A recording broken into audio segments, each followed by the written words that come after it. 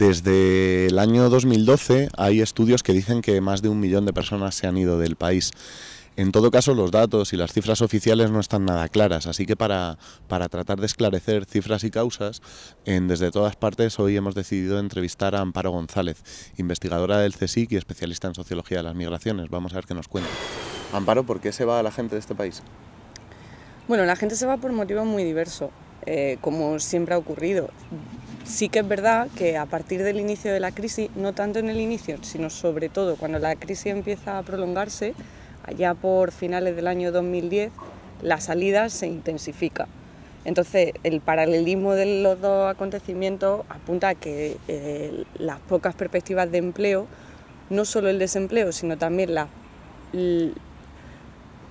impresión de que no vas a cumplir tus expectativas de movilidad, si quieres, ocupacional para aquellos que estaban empleados, que también son bastantes, de los que se han ido, parecen ser causas fundamentales. Obviamente sigue habiendo gente que se marcha para estudiar, gente que se marcha por motivos profesionales, sentimentales, pero el gran aumento que se aprecia en el caso español, sobre todo a partir del comienzo del 2011, tiene que ver con la falta de expectativas, no necesariamente con el desempleo, porque sabemos que la gente desempleada normalmente es algo menos proclive o tiene más dificultades para marcharse. En muchos casos es la falta de expectativas de mejorar o de estabilizarte. No hace falta que estés en paro en el momento que te vas, sino que lo veas como una amenaza inmediata o, bueno, son las causas más comunes que menciona la gente que se ha ido. ¿Cuánta gente se ha ido? Es imposible saber, o sea, con precisión, si lo que quiere es un número preciso, no. Lo que sí podemos ver es la tendencia y a qué ritmo aumenta. ¿Cuánta gente se ha ido? Sabemos la que seguro se ha ido, pero no sabemos bien ni en qué momento lo hizo. Sabemos la gente que se ha registrado mientras está fuera.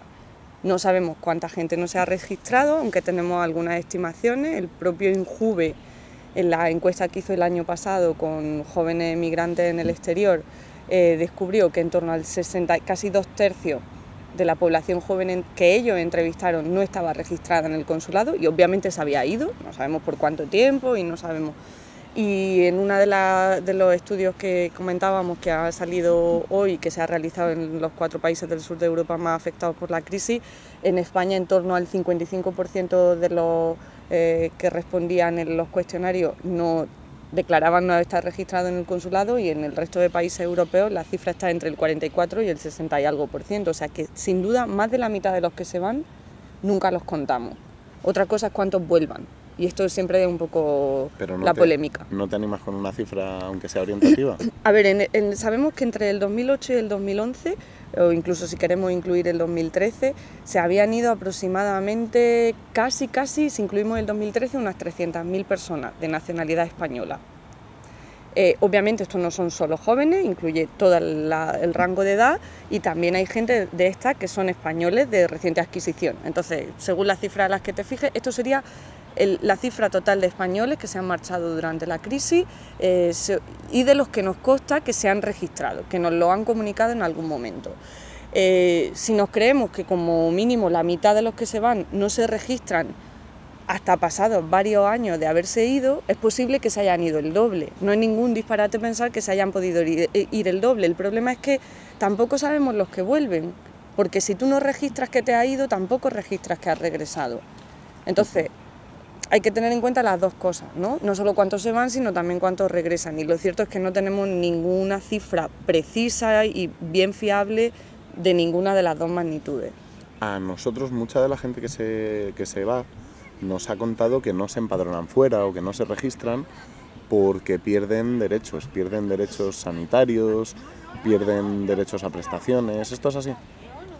A ver, sí. Es así porque muchos de los derechos, o el acceso a muchos derechos sociales en España se garantiza o se adquiere vía empadronamiento. Es la residencia efectiva en un determinado municipio la que te da derecho a empezar a cumplir los requisitos, por ejemplo, de si estás en una lista de espera para una vivienda de protección oficial. Hay muchos jóvenes que en su respectivo municipio ya llevaban mucho tiempo residiendo y están en la lista de espera y les toca el sorteo o no les toca.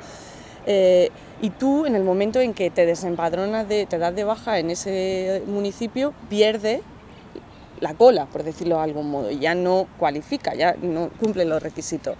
Eso es un ejemplo. también con la reciente reforma que pasó el gobierno sobre el acceso a la cobertura sanitaria, es cierto que todavía es un misterio si en la práctica esto se está aplicando, porque como en la práctica no sabemos cuándo la gente se va y no hay forma de obligar a que nos lo comuniquen, sobre todo dentro de un cierto... porque en principio tú tienes la obligación de ir y comunicarlo al consulado, pero en la práctica no te hace falta y no hay una sanción efectiva.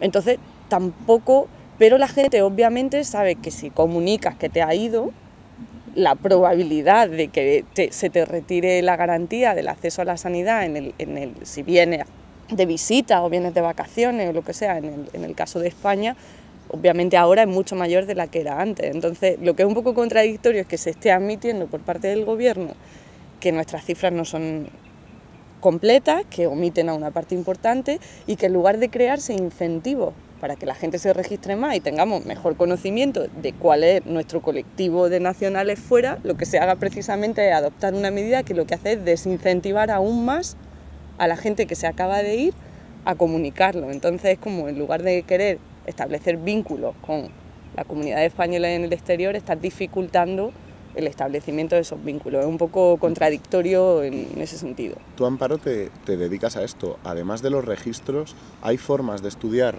y de saber más o menos con precisión cuánta gente se ha ido, cuánta gente se va cada año? Sí, hay distintas formas de hacerlo y de hecho otros países lo hacen. Por ejemplo, el Reino Unido, no solo para los británicos que se marchan del Reino Unido, sino también para los que llegan, extranjeros que llegan del exterior, tienen la International Passenger Survey, que es una encuesta que se hace periódicamente en todos los puertos de entrada al país, tanto aeropuertos como puertos marítimos. Se entrevista a la gente que está por allí y se le pregunta pues con qué intención te vas, por cuánto tiempo, a dónde y por qué motivo. Nada más, 4 o 5 preguntas. ¿Es muy caro hacer esto? No.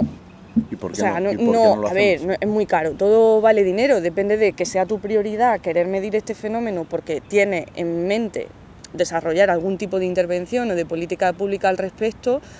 Claro, el dinero que vale y lo caro que te parece depende de cuánto te interesa y de qué pretendes hacer al respecto. Si en el fondo no pretendes hacer nada, pues te parece tirar el dinero. O sea, que aquí no interesa.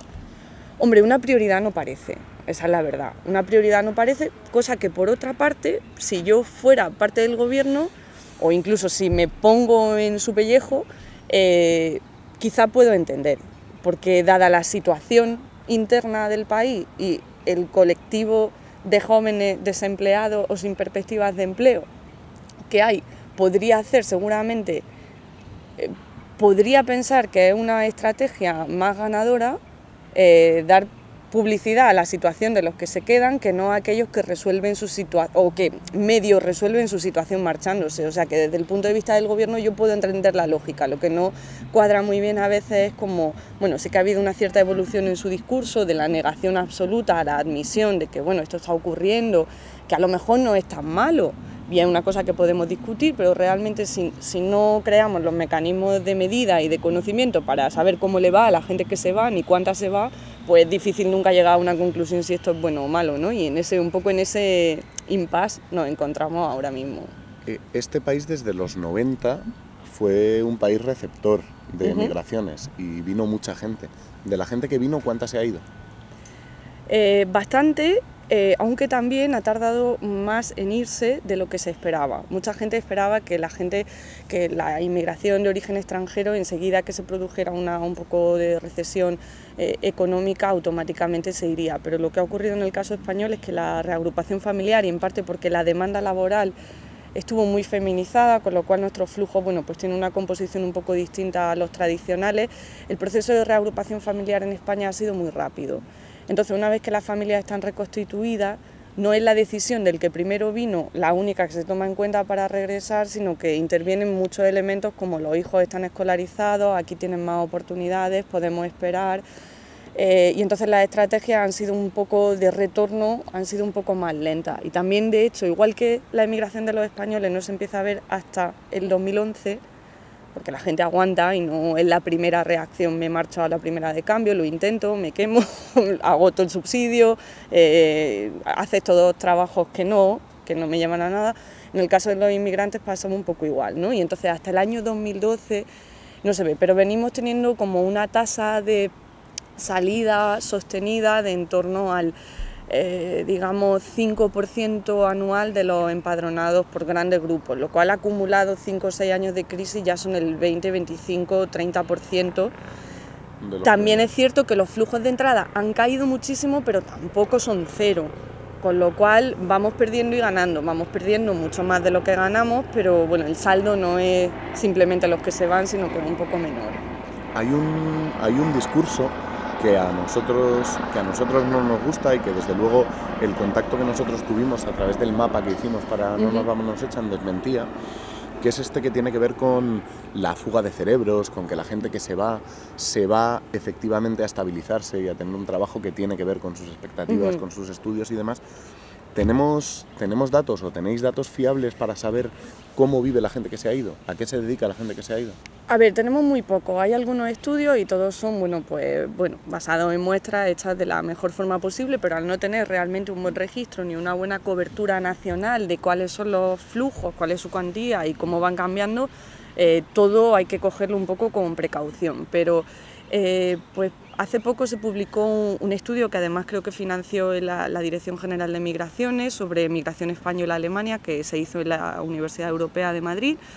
Y a mí me pareció, las conclusiones presentaban un perfil, así una distribución que me resultaba bastante convincente, ¿no? Que sí que había una minoría, de en torno al 10-15% de los españoles que se habían ido, que podrían encajar en esa definición de fuga de cerebros, que era una gente no cualificada únicamente en el sentido de que tiene una licenciatura, cosa que hoy, sin ser la mayoría, es algo bastante habitual para las generaciones más jóvenes, sino que además tenían una cierta formación profesional especializada en su campo y habían logrado irse y encontrar trabajo dentro de su área de especialización, y esto eran una minoría. Luego el grueso estaba en ocupaciones de cualificación media, quizás mejor de lo que estaban aquí, pero había una proporción importante, pues no sé si también de otro 40%, o sea, se distribuían, quitándolos de la fuga de cerebros, que son siempre una minoría, más o menos se repartían por igual los que estaban en trabajos completamente descualificados, que no se correspondían en nada con su formación universitaria, en el caso de que lo tuvieran, pero bueno, que es verdad que garantizaban un empleo para aquellos que aquí no lo tenían, y un sueldo generalmente superior. Y yo creo que este perfil, pues posiblemente era para el caso de los recientes llegados a Alemania, pero es muy probable que se repita en la mayor parte de nuestros destinos, ¿no? Una cosa es que la gente tenga una licenciatura universitaria, y sí que sabemos que tener estudios superiores siempre, en casi todo lugar y circunstancia, va asociado a una mayor propensión a la movilidad internacional. Otra cosa es que por tener una licenciatura universitaria encaje en el fenómeno que se trata de referir esta etiqueta, ¿no?, de fuga de cerebros, que por definición se refiere a una parte muy reducida y selecta o seleccionada del total de los flujos, siempre. ¿Se empiezan a dar casos de gente que se ha ido y tampoco encontrando nada tiene que volver? Sí, parece que sí. Hay un estudio de la OCDE otra vez en Alemania que decía que 2 de cada 3 de los que se habían ido volvían en el plazo de 1 o 2 años. Bueno, no sabemos si esto es muy verdad del todo, posiblemente sea mayor el retorno de los que, obviamente, de los que trabajan en esos puestos descualificados y poco... y depende mucho también de cómo vayan tejiendo sus redes y de qué grado de apoyo social logran construirse los que se van y están un poco atascados sin esa movilidad ocupacional que tenían en mente una vez que salieron, ¿no? Sí que hay retorno importante. En el caso del Reino Unido, aunque las cifras sean malas, se aprecia bastante, porque se compara el perfil por edad de los que se van y el perfil por edad de los que se dan de alta aquí dándose de baja en el Reino Unido, es bastante similar, lo cual apunta a que tiene que ser una migración de ciclo corto para mucha gente, y por eso hay gente joven volviendo también, que en el caso de Francia o Alemania se observa mucho menos, ¿no? Los que vuelven son jubilados que ya tienen su pensión y que son de otra oleada migratoria. O sea que sí que lo hay, no sabemos exactamente en qué proporción, pero sí que hay movilidad en los dos sentidos. Por eso es difícil, ¿no?, también dar una cifra de pérdida neta de gente, porque a la vez que se están yendo están volviendo y tampoco los estamos registrando. Oye, a nosotros nos han dado bastante caña por hablar de exilio y no de migración. Claro, nosotros lo hacemos porque creemos que la palabra exilio, que es mucho más dura y que lo que está sucediendo está claro que no se parece al exilio de la guerra civil, ¿no?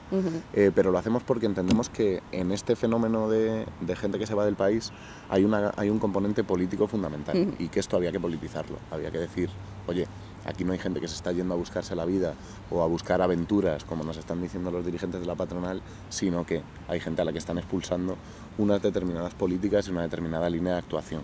Además, nos fuimos al diccionario de la RAE, que decía que exilio es abandono de tu territorio de origen por razones políticas. Y dijimos, bueno, pues nos vale y la usamos.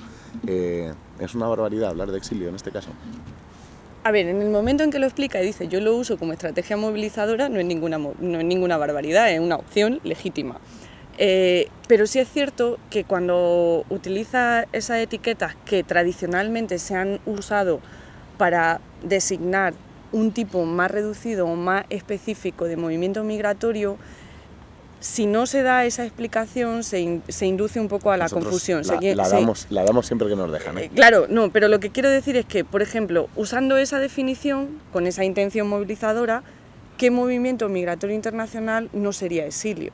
O sea, le podemos dar la vuelta a la pregunta un poco, ¿no? Entonces, ¿qué es lo que no es un exilio? Porque en última instancia, casi todo lo que ocurre, la gente normalmente emigra por mejorar sus condiciones de vida. Claro, pero en nuestro caso... Sea en el caso de un conflicto bélico, sea en el caso de una crisis económica. Claro, pero es que en el caso de España, cuando nosotros empezamos a hablar de esto, ahora ya todo el mundo tiene bastante naturalizado que aquí nos han expoliado y que los que nos han gobernado son unos golfos.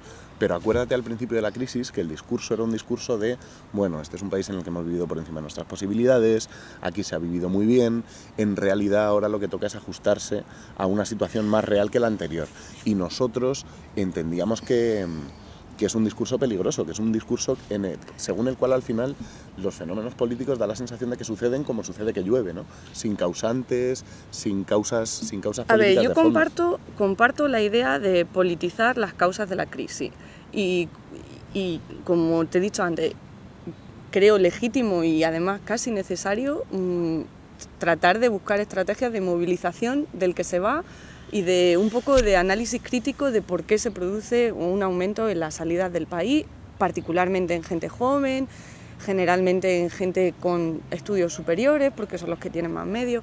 Ahora, es cierto que no comparto que absolutamente todos los que nos han gobernado sean unos golfos, yo no lo comparto personalmente, aunque entiendo que hay un análisis de las causas de la crisis ahora, no sé, creo que es importante distinguirlo, ¿no? Depende de cuando tú dices yo lo hago con una finalidad política de movilización, bien, pero es cierto que las causas por las que la gente se va generalmente son múltiples y heterogéneas. Y en muchos casos la gente se va y mejora y luego no quiere volver. Y a veces mejora y vuelve, y cuando vuelve le va mejor de antes de haberse ido. Entonces, bueno, es diferente que hagamos el análisis a nivel macro y político o lo hagamos al nivel individual, ¿no? Y entonces, bueno, pues también tenemos políticos que lo ven como un éxito, ¿no? Que hace 30 años nadie quería a un español para un puesto cualificado y ahora sí los quieren a algunos.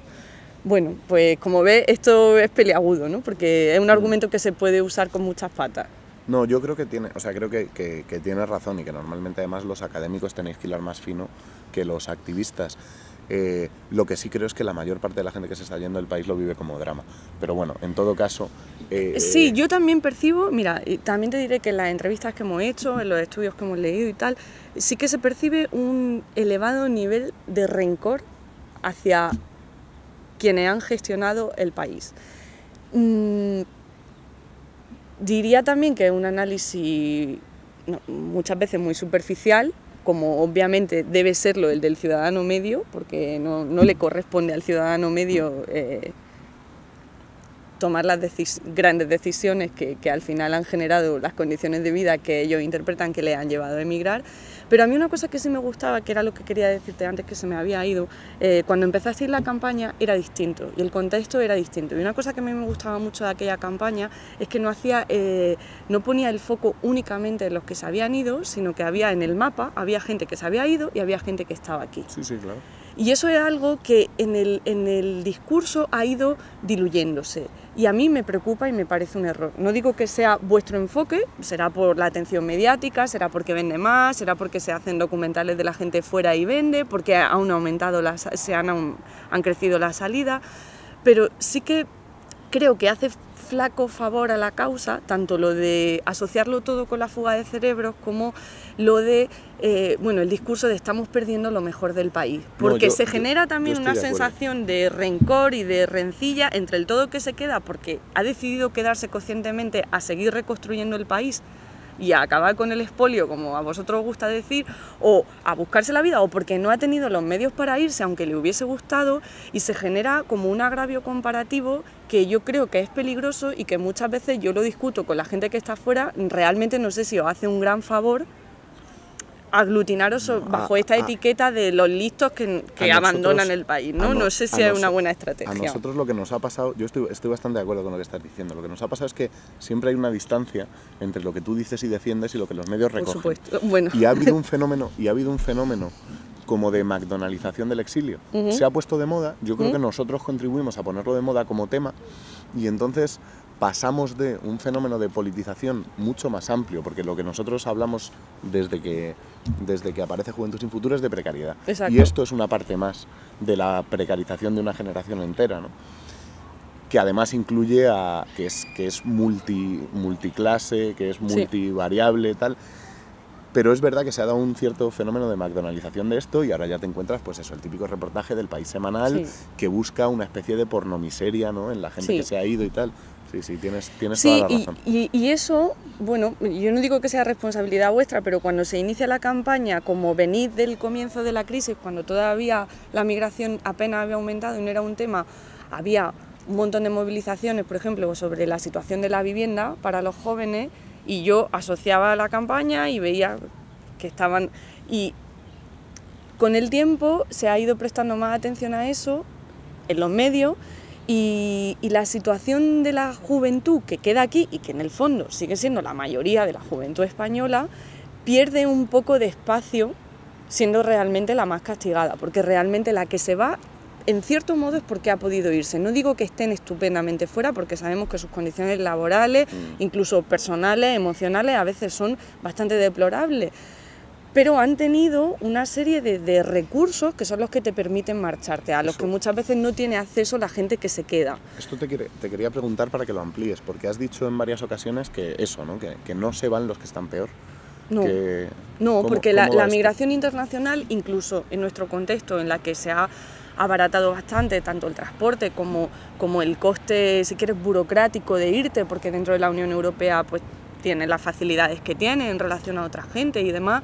Se necesitan redes, se necesita un cierto conocimiento del idioma. Es cierto que hay alguna gente que se va un poco a ver qué sale, pero suelen ser la minoría. Si tú analizas los datos de quien se han ido, te das cuenta que normalmente hay una proporción altísima de gente que se habría ido antes de Erasmus, que había estado antes viviendo en ese país, que tenía un cierto conocimiento del idioma, que tenía algún pariente o algún amigo cercano que ya se había ido y te abre las puertas, tenías dónde quedarte. Esto suele ser así siempre en toda la migración internacional porque es una inversión costosa, es más caro que no irse. Siempre hay un coste económico medible de la emigración, aparte del coste emocional. Entonces, imagínate una persona que tiene 30 años, 2 hijos, se han quedado los 2 en paro, está pagando una hipoteca, obviamente esa persona no se puede ir. O sea, o tiene unas barreras a la salida mucho mayores que el que acaba de terminar la carrera, es hijo único y tiene unos padres que le echan una mano. Ese se puede ir a buscarse la vida con mucha más facilidad y además es probable que le vaya mejor. Entonces, migrar es algo costoso. En ese sentido se dice también que se van los mejores, no los mejores de cerebro, sino los mejores de los que tienen más medios.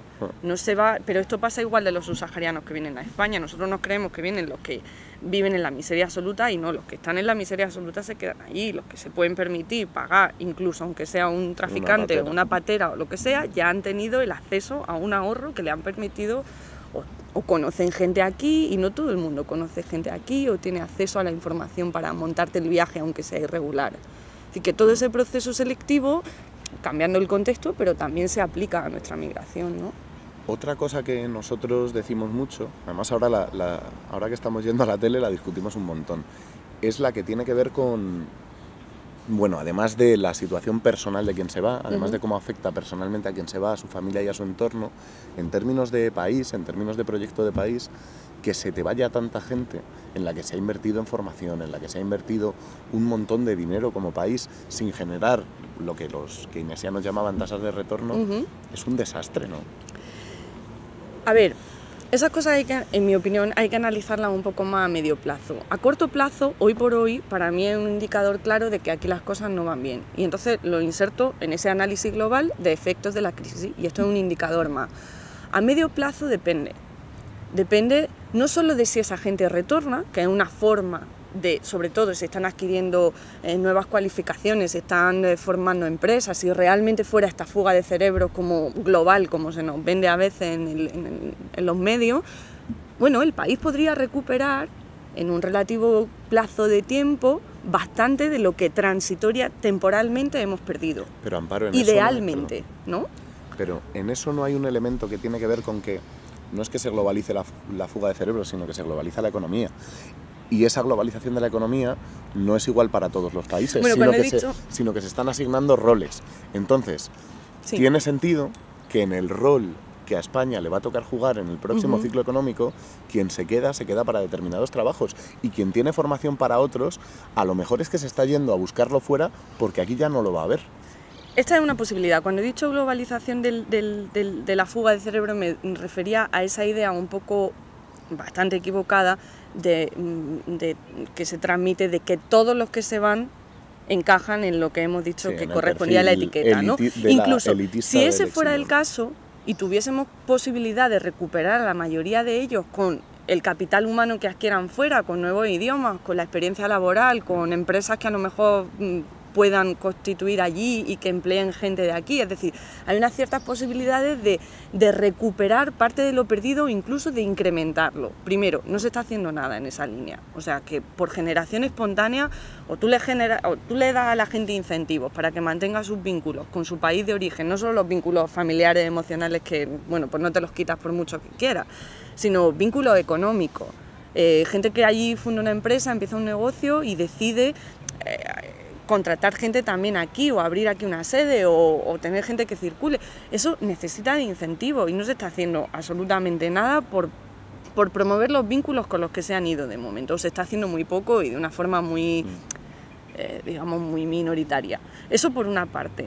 Entonces, por eso digo, el retorno, no se está haciendo nada para incentivar el retorno. Cosa lógica, hasta cierto punto, porque las condiciones aquí apenas han mejorado y que ¿cómo va a incentivar el retorno? Hombre, igual no ahondando en la reducción de los presupuestos de I+D, pues sería una opción, ¿no? O sea que esto son políticas un poco a medio y largo plazo y las que estamos viendo no apuntan en esa dirección tampoco. Pero quiero decir, bueno, igual cambia el ciclo, igual dentro de 5 años estamos en una situación completamente distinta o igual los países donde hemos ido sufren una recesión y en un momento en el que nosotros ya no estamos tan mal.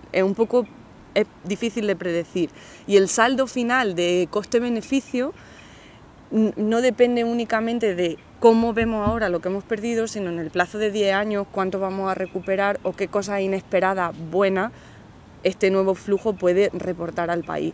Ahora, es evidente, pero lo que pasa es que no se ha optado, o sea, al principio de la crisis también se hablaba de cambio de modelo productivo, pero eso ya tampoco se habla. Bueno, lo que hay es desmantelamiento, no cambio, ¿no? Bueno, oye, había una... pero si no se cambia el modelo productivo también es difícil que esta gente vuelva, porque obviamente la falta de opciones que le han llevado a irse van a ahondarse.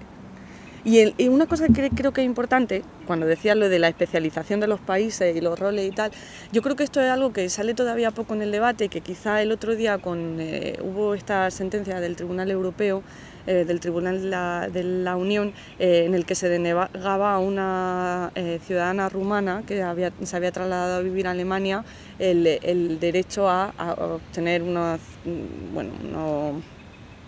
renta, no era una renta mínima, pero bueno, el equivalente a los beneficios sociales o una prestación social, pero esto era una persona que nunca había trabajado en Alemania y que además no tenía la intención de trabajar, estaba allí, vivía con su hermana, entonces, bueno, se generó bastante confusión alrededor del significado de ese fallo judicial, como si era una nueva restricción.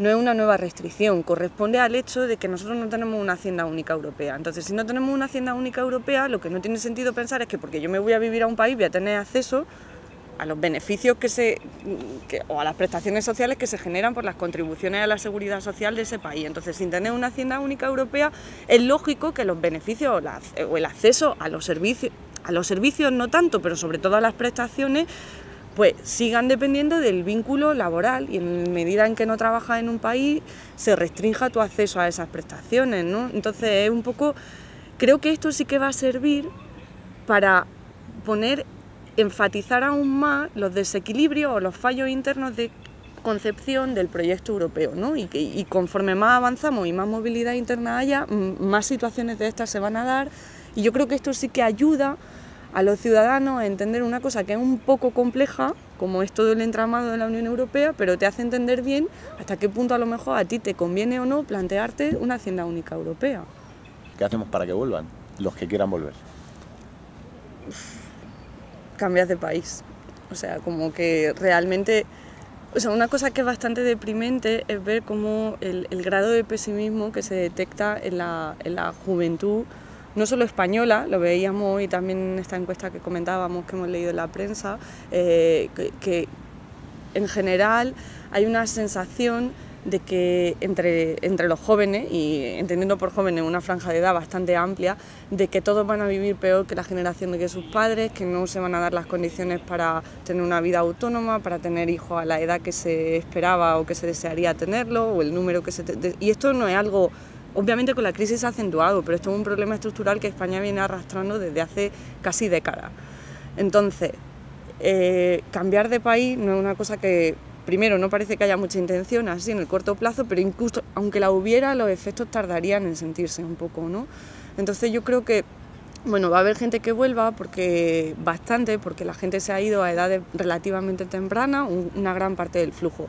Ahora, la gente que se ha ido con más cualificación, con 35 años y que con una familia medio formada o que la ha formado nada más llegar allí, yo creo que nos podríamos ir despidiendo. A lo máximo que podemos aspirar, yo creo, y eso creo que está siendo una oportunidad perdida, es a mantener vínculos con esa gente, y vínculos que sean beneficiosos y productivos para las dos partes, aun con independencia de que estas personas, como es legítimo y comprensible, acaben haciendo su vida y estableciéndose de forma permanente en esos otros países donde se les han ofrecido las oportunidades que aquí no se les han ofrecido. ¿Qué vínculos? Vínculos económicos, vínculos laborales, o sea, sí que hay programas de circulación de trabajadores, tú puedes realmente aprovechar la experiencia que esa gente ha acumulado y por ejemplo, en Latinoamérica, en algunos países, en Argentina, hay un programa de retorno de científicos. Pues lo que se hace es tratar de que los científicos investigadores argentinos que se fueron del país durante la crisis y que se han establecido fuera, vayan a dar algunos cursos o tienen un programa de circulación en el que tú no obligas a esa persona a trasladarse de vuelta con su familia al país de origen, pero le permite, primero le recompensa económicamente, le reconoce una cierta cualificación y un cierto valor a lo que él puede aportar a la gente que se quedó o que se ha formado en una época mejor para el país allí. Bueno, hay distintas modalidades y hay que adaptarlas según el sector, ¿no? A mí se me ocurre mucho el de la investigación porque es el mío y lo veo y estoy en eso, pero vamos, no cabe duda que en multitud de sectores, hoy día con las facilidades de movilidad, realmente se podrían aprovechar mucho más, pero hasta el día de hoy, bueno, pues es que si hasta antes de ayer estábamos negando que la gente se iba, o estábamos diciendo que se iba porque quería y que eran unos privilegiados, que en cierto modo lo son, ¿no? Aventureros. Bueno, siempre hay una pequeña fracción de la gente, pero esa fracción es constante. Lo que es obvio que en 2011 no nos dio un ataque de aventura a todos los españoles, era lo que era un poco, bueno, inoportuno, ¿no? Igual la declaración desde luego no fue muy acertada en ese contexto. Venga, pues ya acabamos. ¿Qué le dices a la gente que nos sigue desde todas partes? Pues que les deseo lo mejor. ¿Qué le voy a decir? Pues que aquí tampoco, que no estamos muy bien. O sea, que cuando les dé el bajón, pues que piensen que aquí estamos peor. No, es diferente. Supongo que las carencias que uno siente cuando está fuera son diferentes a las carencias que uno siente cuando está aquí. Y al final, pues eso, ni contigo ni sin ti tienen mis males remedios un poco, ¿no? Bueno, pues así acabamos. Muchas gracias, Gracias.